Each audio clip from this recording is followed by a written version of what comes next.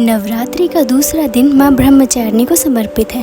अपने पिछले जन्म में सती के रूप में आत्मदाह के बाद उन्होंने फिर से जन्म लिया पर्वतराज हिमालय के घर। इस जन्म में उन्हें पार्वती के नाम से जाना गया और इस जन्म में ही पार्वती ब्रह्मचारिणी बनी।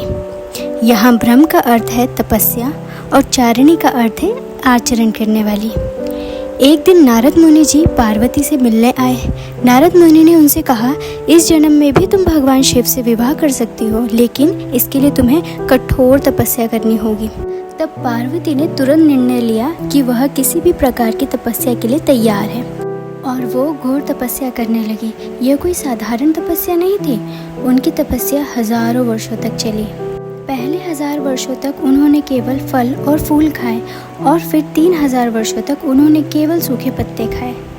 इस तरह की तपस्या किसी ने भी नहीं देखी थी और 3000 वर्षों बाद उन्होंने पत्तियां खाना भी त्याग दिया। उन्होंने जल भोजन सब त्याग दिया। वह कमज़ोर और बिल्कुल क्षीण हो गई थी।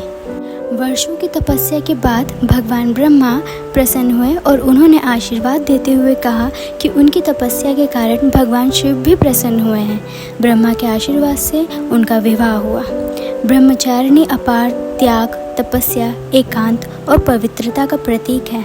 इस रूप में वह एक हाथ में माला और दूसरे हाथ में कमंडल लिए हुए हैं।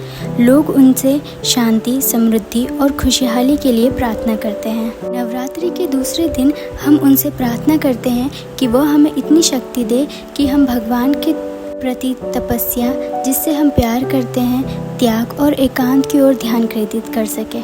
जय माता दी।